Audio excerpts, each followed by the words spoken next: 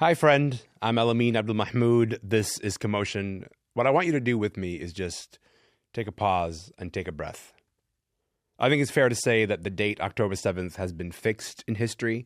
Today marks a year since Hamas killed approximately 1,200 civilians and took 253 people hostage, most of them Israelis. In the aftermath, Israel's war in Gaza has killed more than 40,000 Palestinians, according to the health ministry in Gaza. And I think you've seen in the news that in recent weeks, the war has also expanded to Lebanon.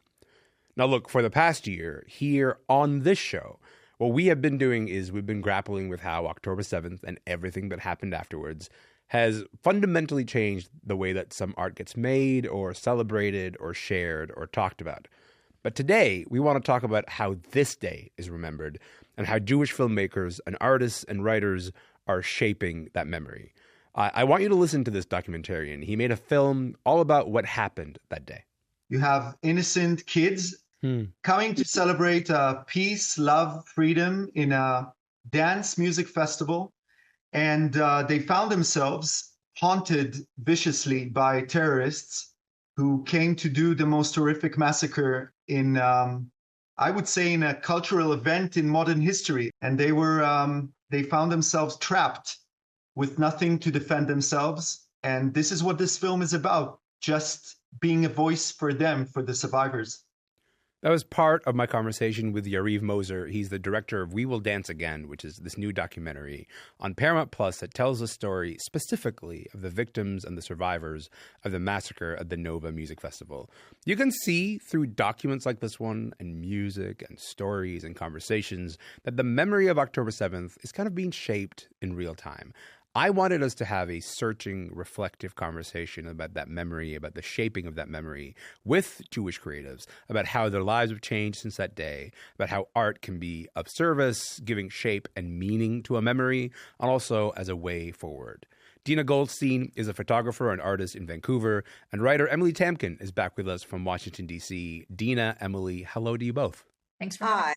Hi, I'm really grateful that both of you are here. Emily, I'll start with you. How are you feeling as you reflect on October 7th right now? I mean, I'm just profoundly sad, right?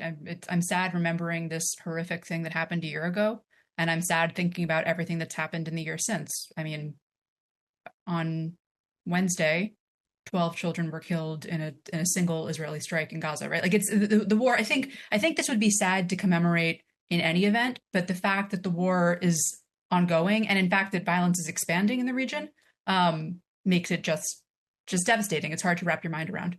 Mm-hmm. I think sadness as a frame for the past year is absolutely the right place to start. Dina, what about you? How are you feeling remembering what happened a year ago? I'm devastated, honestly. I can't even believe that this event occurred because it's really unthinkable. You know, that something so brutal could have occurred. And I have family and friends in Israel, and they have been going through sheer hell throughout the year, really. I know that I understand that your nephew is supposed to be at the Nova Dance Festival, right? Absolutely. Actually, my daughter and my husband were in Israel, and because of that, my nephew joined my husband for dinner. And because of that, he did not go to the Nova with his friends, where he lost his best friend, and two of his friends were injured. Dina, I want to talk about the way that this past year has shaped your identity as an artist. Well, my work involves social commentary. So my art covers the human experience with a focus on the female universe. So as an artist, I already create work that is highly narrative and creates a need for critical thinking. So I will continue with that, but just like Eitan from the documentary said, he's not the same person since October 7th, and he's trying to figure out who he is. And I think that a lot of Jewish artists feel that because we've always felt like this will not happen again, or our logo has been never again since the Holocaust. And this generational trauma has set in now again for the Jewish community and for Jewish artists. Emily, I want to come to you in a moment about this idea of how the identity has shifted. But maybe, Dina, I just want to ask you one more question about this, because you've said you've never thought of yourself as specifically someone who makes, quote, Jewish art. But ever since October 7th, you've become a Jewish artist. Not only a Jewish artist, but an Israeli-Canadian artist specifically. That facet of your identity has become kind of foregrounded. What has that experience been like for you? My name, Dina Goldstein, it's very Jewish, but I've always seen myself as an Israeli-Canadian artist and with a strong Canadian identity. But since then, I've seen things that really shouldn't happen within my art community, which is people, galleries, institutions panicking, removing work, canceling certain artists, canceling talks. I myself was supposed to be in a show titled Toys with my work in the Dollhouse that I created in 2012. A look into the home of Barbie and Ken, so the unhappy home of Barbie and Ken. And I was removed from this exhibition because of the events in Gaza. And I was offered an exhibition after the war is over as compensation, which I denied. Emily, I want to get into this a little bit, this idea that Dina talks about here, that up until a year ago, she hadn't considered herself a Jewish artist, but rather a Jewish person who makes art. And then October 7th, there's no other way to be but a Jewish artist. How do you encounter that in your own life? Like, what are you noticing more broadly right now? I would say what the change that October 7th brought in my work was more that the questions that I had been grappling with, and some of the themes that I had seen really, if they were in the background, they're now at the foreground, right? My book is about what it means to be Jewish. What is the right Jewish political stance to take? How, if you're an American Jew, what should your relationship to Israel be, and so on. The volume has been turned up on all of it, right? That's a difference that I see. I'm interested in this idea of the volume being turned up, because I'm sure that you're not the only person who's noticing that. What have you noticed more broadly for Jewish creators after October 7th and the way that they talk about their art being received? I think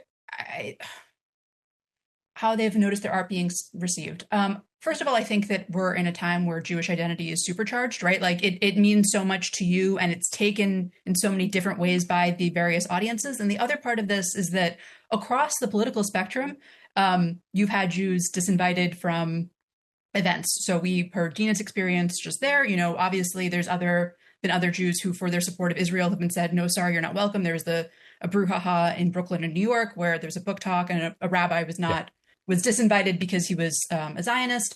On the other hand, you have had the Jewish author of Nathan Thrall, who wrote a book on the West Bank, who after October 7th, his talks were canceled because it wasn't the right time. You had Jewish Currents, this leftist magazine, had to move their event from Brooklyn College to elsewhere in New York City. And of course, we know that it's not only Jews who, speaking on Israel or on Palestine, have had their events canceled. So I think what is interesting and saddening and frustrating in this moment is that, first of all, like the wound is it hurts so much when someone presses on it. Whatever identity, whatever your Jewish identity is, it's probably very strongly felt right now, right? It's in a political environment where discussions around identity are supercharged. And then it's in a cultural environment that I worry is becoming very fragmented. And I guess one thing that I worry about is that if conversations can't be had in the cultural realm, where are we going to have them? Right? Like that is. You mean if artists can't have those conversations? Yeah, exactly. Like that's such a function of art. Yeah. So that's one thing that I've been thinking about over the past year.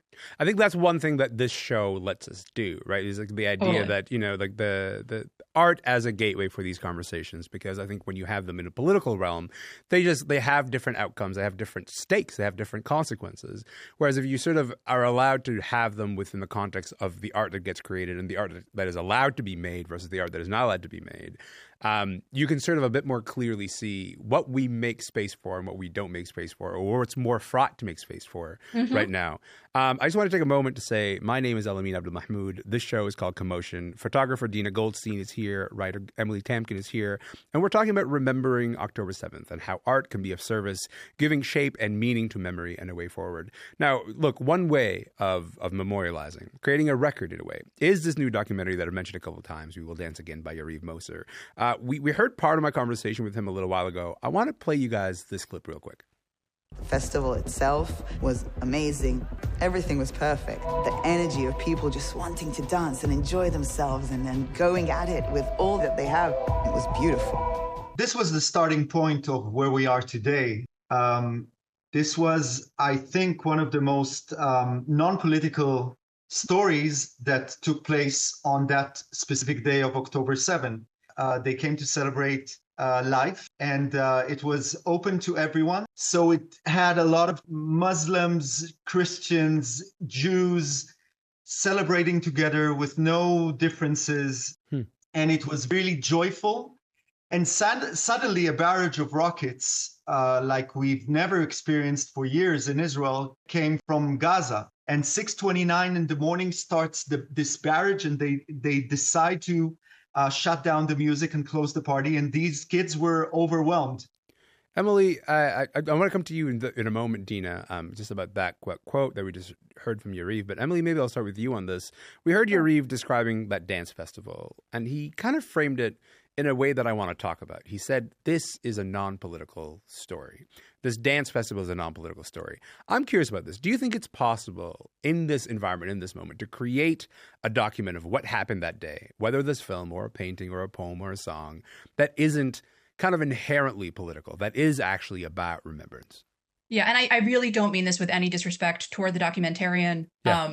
I'm writing a book now on Holocaust consciousness and how remembrance manifests in pop culture, politics, and foreign policy. And I just think that the ways in which we remember are inherently political. And that's not saying anything about the event. That's not saying anything about the intentions of the documentarian. But you can't help but bump up against, like, what isn't political, right? Like how we remember and the stories we are trying to tell, I think, are inextricably linked to politics. The memorials that we build, the songs that we sing, the movies that we make, all of these are reflections of politics, and all of these reflect back into politics. Like, for example, even stressing that this was a multicultural dance party, like, that's not divorced from politics. It wouldn't be in the United States, and it's not in Israel. So I just think that remembrance historically and presently, and I don't even mean this as unique to Israel, anywhere in the world, I think remembrance is inherently political. Dina, what about you? What comes up for you as you hear that quote from Yariv? I don't feel like politics in this situation has anything to do with it. The filmmaker incorporated footage from people who were going through that day, as well as Hamas GoPro footage. I think it was a good telling, an accurate telling of that day. And you could see that Hamas didn't really care who they were going for. There was a Bedouin who was trying to negotiate with them in one scene. A whole bunch of kids in a small little bus enclosure. And you could see that he was trying to negotiate with them, and they didn't care whether he was a Muslim. And I think that a lot of everything that occurred, it doesn't have to be placed in a political realm. This was a apocalyptic scene, you know. And here in Vancouver, we lost Ben Mizrahi, who was a 22-year-old young man that stayed at the festival to help with first aid. And he was brutally murdered. So I don't see anything political. I see this as an event that occurred and a documentation of that event. It's interesting to me that there's two sort of perspectives emerging about this relationship between memory and whether it can be political or not. Emily, in terms of grief, do you feel that public grief is a political act, or do you believe that it can, in fact, be grief that is just expressed publicly among or alongside, thousands or millions of people? When people are grieving, I don't think they're thinking, aha, I'm making a political point with this, right? Like, I don't think that I mean, no is the short answer. I don't think grief is necessarily political. What people do with grief, whether people use grief to justify certain politics, that's political, right? But just the feeling itself to say like, oh, you can't have an emotion and not worry about what politics will come out of it, that I think is really unfair on a human level. Mm-hmm. Dina, can I ask you the same question? Do you feel like public grief can be divorced from politics for you? Absolutely. Like the Jewish people have been grieving this whole year. And on top of that, I mean, we understand the anti-Semitism on the right, but we learned about the anti-Semitism on the left. And the propaganda, the lack of knowledge of history, and society tolerating this hate, out on the street. It wasn't just the grief of what happened on October 7th. It's the grief of how society has treated Jewish people, especially in Canada. Very disappointing, very upsetting, and nothing that was really expected, really.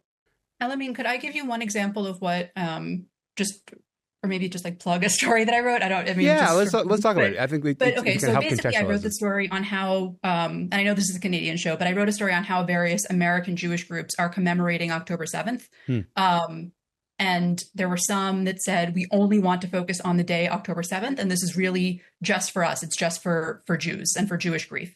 There were other groups that said, we're going to commemorate Israeli life lost on October 7th and Palestinian life lost in the year that followed. And it's important to us to not not just focus on the one day. Like, I think both of these, I know that there were people at both of those. I know that there will be people at both of these types of events who are grieving, but I think that the choice of how they remember, like, those are choices. So does that make sense? Not only does it make sense, it actually resonates entirely with the very experience of making this very show that you're listening to. I mean, like, the conversation that we're having here has been in part framed by, we have been a part of the everything that followed October 7th conversation for the past year or so. And so we wanted to be a part of commemorating the day. And then, like, obviously, like, people hear my voice. People hear me as a person who sort of speaks for the show. I am not the only person who makes the show. And there were multiple perspectives, even among our very team, about what do we do with the show that we air on the day, October 7th, which is the show that people are hearing right now? And what do we do with the show about the conversation that we have after that? And does it mean that we're de-emphasizing one over the other by choosing to focus today on the day? Like, and full disclosure, that is the choice we made. That the choice that we made on our team, which I recognize like can't be divorced from all of these conversations. We chose to sort of root our conversation today on like, this is a conversation about October 7th and memory and the Jewish experience of that memory. We are going to have another conversation about how October 7th, the event, has framed conversations on the arts over the last entire year or so. But I just want to just sort of maybe return to the world of art and the idea of using art to process and think about all these ideas. Maybe, Dina, I'll go to you. Is there any art that you're drawing on that helps you understand or process October 7th as you sit in this moment right now? Well, I myself feel that I want to create something. I don't know what it is. I'm not ready for it, whatever it is. But there have been artists who have been making art, which is amazing, who have been making art so little. Time has passed, and yet there's been all this incredible art. There's an artist called Zoya Cherkassky, and she has painted scenes from the attacks that were shown at the Jewish Museum in New York. Her work, so powerful, so strong, so sad. And unfortunately, her talk was interrupted. At the museum, which left a lot of us artists, Jewish artists, thinking, why can't we have a voice? Why can't we have a voice? Why can't we hurt in public without being attacked? And that's a fear that you're going to see in a lot of artists. But eventually, I think that the resin will make its way into our work if it hasn't already. That's a painful statement, Dina. The one that you just said, the idea like, why can't we hurt in public, right? Like the idea of like, why can't we sort of gather and just say, hey, we are hurting, and we want to hurt together, and we want for that expression of hurt to be shared in a space, and to feel denied that is a really significant thing. I'm really sorry that you went through that. Thank you. I think a lot of Jewish artists are going through it, and I think they're finding solace with other Jewish artists. Many Jewish artists have created online groups to talk about what they're going through, to talk about canceled exhibitions, to talk about a lot of the ignorance that we face, ignorance that comes through the press and through the media and through culture, which is affecting, I think, all Jewish artists, whether you identify as a Jew or not, because at the end of the day, if you're a Jew, you're a Jew. And, what's also a little divisive right now is there are many Jews who have different opinions, which is 100% fine. That's the kind of society we are. Jews are about conversation, dialogue, and critical thinking. And this is our place right now as well, seems to be. I was so grateful that Emily, like you literally wrote the very book on that exact thing that Dina just said. Yeah. The idea of your Jewish identity being a site of conflict, and how that can lead to so many sort of difficult conversations, and in some cases conversations that people can't even have with one another. But just again, to return it to the world of art, Emily, what art are you drawing from as you sort of try to process October 7th right now? I'm going to cheat and name three. The first is an amazing poem by Yehuda Amihai. It's called Diameter of a Bomb. And I really just encourage listeners to go and read it and think about it. It's not a new poem, but it's sort of, I don't know, it's useful. I found it useful. I've seen that poem because Toronto poet Adam Saul has like shared it on his Instagram, and that was the first time that I had interaction with that poem. I was really deeply moved by that poem. But yeah, sorry. So I encourage listeners to read it. Other is the second is not Jewish. It's my husband recently got me this big book of poetry by Polish poet Czesław Miłosz, who lived in Warsaw during World War II, and so the book goes from 1931 to 2001. Oh wow! And we've been reading like a poem a night, and many, especially like the earlier ones, deal with what he just trying to process, violence and trauma and bearing witness. So that's been useful. And then the third is not a piece of art that I or anyone has seen, but I just want to acknowledge that this exists, which is the Venice Biennale Israeli Pavilion. Has a sign that says the artists and curators of the Israeli Pavilion will open the exhibition when a ceasefire and hostage release agreement is reached. Ruth Batir, who is the artist representing Israel, said, "I hate it, but I think it's important." And so I think too of the art that's been put to the side or kept back because of the ongoing war. And I actually think that was speaking of both artistic and political choices, I thought that was one that was worth acknowledging and one that I've returned to often. We did a story on the day after Ruth sort of put up that sign at the pavilion, and that was months and months and months ago. And it's really striking to me to sort of be given a reminder now that sign is still up. That art is still behind, in the pavilion, but it's not accessible to anybody. They won't see it because that sign that Ruth has put up is still there. Dina, full disclosure, we should tell people we're taping this conversation a couple days before October 7th. How do you think you'll be spending the day itself? Well, I think I'm going to spend the day with my family and my community. Here in Vancouver, we have had gatherings at the Vancouver Art Gallery where we get together and we have excellent speakers and support. And I think I'll do that because I want to be amongst my people because they understand our pain right now. And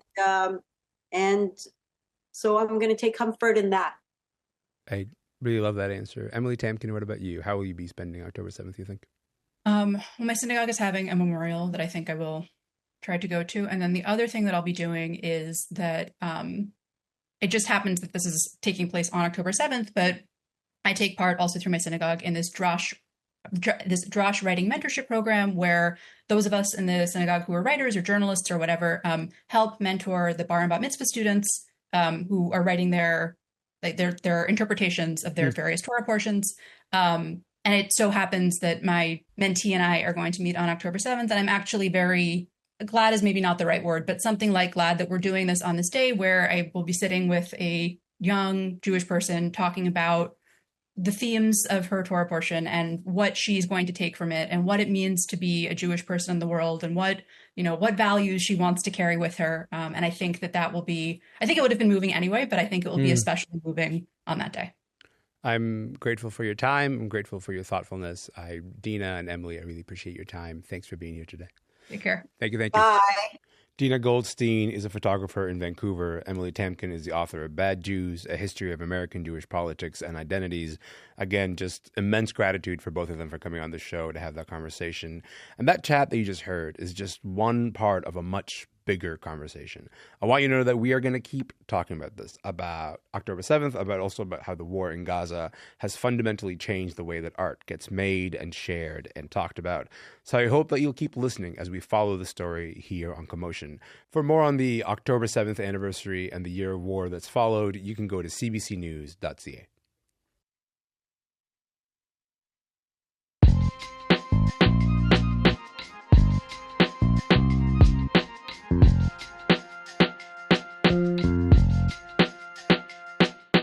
I'm Elamin Abdul-Mahmoud. This is Commotion. So in that conversation that you just heard, you would have heard me a couple of times talking about this new BBC Paramount Plus documentary. It's called Surviving October 7th, We Will Dance Again. We played little bits of it there, including one from the director, Yariv Rozen. I want to play you more from that conversation. This is a film that focuses entirely on what happened on October 7th at the Nova Music Festival. That was the outdoor rave in the Negev desert where more than 360 people were killed and 44 hostages were taken. I'm not going to lie to you, Yariv's film is really hard to watch. What he did for this is he pieced together a detailed timeline of the attack through the voices of the survivors, the smartphone videos that they took at the event, CCTV, and also Hamas's body cam footage. Here's Yariv starting out, describing the mood at the music festival before the attack. Well, people were celebrating. They came for a dance music festival, and they came to, as I said, they came to celebrate life, and it was open to everyone. So you had it was an international music festival. So it was a collaboration between the Brazilian festival Universo Paralelo and an Israeli brand called Nova. So it had a lot of tourists and Muslims, Christians, Jews celebrating together with no differences. No one really, cared who's dancing with him. And it was really joyful. And suddenly a barrage of rockets, like we've never experienced for years in Israel, came from Gaza. You need to understand that there was an ongoing ceasefire between Hamas and Israel, and there was no reason to suspect that missiles will be fired from Gaza to Israel. For most of these kids and for most of us Israelis, it was a period of quiet. I mean, it was holiday, it was Saturday morning, and 6:29 in the morning starts this barrage, and they decide to shut down the music and close the party. And these kids were overwhelmed.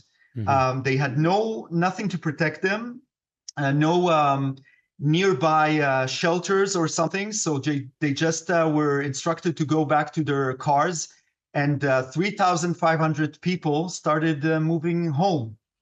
There's a sort of a detail in that moment that it's just feels very surreal to see, which is the moment when somebody goes to the DJ and says, "I need you to turn the music off," and you sort of see the DJ who was performing at the time stop playing the music in order to make an announcement to the people who were at the party at the moment. Your job with this film was to get people to tell the story about maybe the worst day of their lives in vivid detail. All of them lost friends or partners that day. If they didn't, all of them very narrowly avoided execution. How do you earn their trust? How do you earn their trust and get them to open up to you for this film? I met many of them. I took the time, not like a news journalist that met survivors and interviewed them on the spot. Sure. I allowed myself to take the time, months into production, getting to know as many as possible, gaining their trust, and finding out who is able to stand, to be mentally prepared to stand in front of the camera and bravely tell his story. Sure. And share his experience. So it was like a casting process, I would say, of picking the ones that are able to do so. There's a lot of the film is told through videos that the survivors themselves shot on their phones as the attack was happening. That was another sort of surreal moment, is watching people who were sort of trying to process this really horrific thing happening in front of them, but also their cameras were rolling at the same time. What do you think compelled them to turn their phones, like their cameras, on in that moment? I mean, it's extraordinary to get to see the footage now, but it kind of kept surprising me that someone would sort of reach for their phone and want to document this. Yeah, it's not my generation, so they're all in their 20s, as I said, and they're used to having their cell phones with them and capturing every moment in their life. For me, it's a burden to have a selfie. So for them, it was holding their phone and capturing moments that they couldn't believe are happening in front of their eyes. We need to add another layer to the story. They were, most of them, under drugs, which is a very common thing in those trance music festivals. In a rave culture, yeah, sure.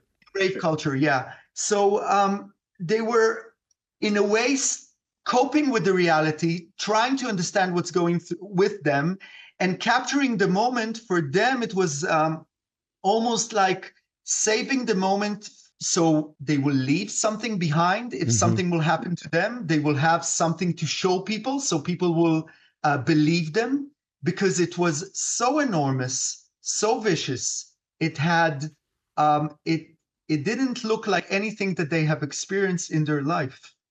I would say that, so I started watching your film pretty late in the evening, and I found it really hard to sort of calm my nervous system after watching it, because you get to sort of see face to face all of the horrors visited on those people that day. I've seen some critics describe the movie as sort of unfolding like a, quote, disaster movie, which is, I think, like, it's interesting that those are the references we sort of make because we're somewhat familiar with the beats of what a disaster movie looks like. How do you think art can get at the truth of what happened? The idea that you're using sort of familiar modes of art to tell the story so that people can maybe engage with it a little bit closer. Well, eventually I do. I am a filmmaker, and I'm using the tools that I have as a filmmaker, but I tried very hard not to put myself there. So you don't have narration and no interpretation, and almost very few informative factual cards that are left in between those moments. I gave the survivors the platform, the stage to tell their stories, but at the same time, I did want to bring the footage that Hamas captured, Hamas terrorists, in their own GoPro cameras, so people will be able to judge for themselves the atrocities that Hamas committed. And at the same time, I did translate the words in Arabic, so people will be able to understand what they were meaning to do, what was their passion on that day, how joyful they were, killing people so innocent and harmless, and shouting jihad, jihad, jihad. So it wasn't, in my perception, only a war against Israel or the Jewish people. It was a war against Western values. You could see their passion to destroy and to eliminate people, no matter what is their gender, religion, whoever they are. It was a complete massacre. I think that's probably one of the most shocking parts of the film, if I'm honest with you, is the joyful tone that the Hamas GoPro cameras sort of they had as you were sort of showing, engaging in these like awful atrocities, and it was entirely sort of a joyful kind of tone. I don't think I'd seen those videos before, and so it felt like really shocking to get to witness. Look, the film was released just prior to the first anniversary of October 7th. It is obviously an extremely polarized political landscape. We've seen some critics who say that the film's intent is to justify Israel's military operations in Gaza. We've heard others say that it provides almost no context about the conflict in the region. What do you say to those criticisms as people level them against the film? I don't think that the film can capture everything and, bring the whole history of the Israeli-Palestinian conflict in the region in one film. It will not be a good film. I wanted to emphasize on that specific moment in time and the survivors, and to capture those moments, horrific moments, and for people to understand what is Hamas. And there is a clear difference, in my perspective, between the Palestinian people and Hamas as their elected leadership. I think Hamas is keen to destroy, eliminate Israel as a Jewish state, and there is no openness for dialogue, for a two-state solution, for reconciliation, all the things that I pray for our region. It has nothing to do to justifying the war. In fact, I'm in favor for this war to end and for our hostages to come back home and for a ceasefire. That is, I think, what Israel should have done months ago. And I do think that this film is uncomfortable also for our leadership.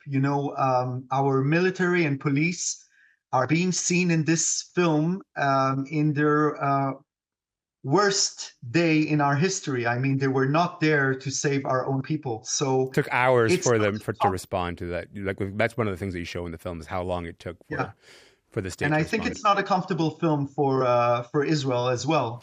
So I don't see it as justifying or in a service of the Israeli government. Definitely not the current Israeli government. That there was my conversation with Yariv Rozen. He's an Israeli filmmaker based in Tel Aviv. You can watch his documentary, Surviving October 7th, We Will Dance Again, on Paramount+. For more on CBC's coverage of October 7th, you can go to cbcnews.ca.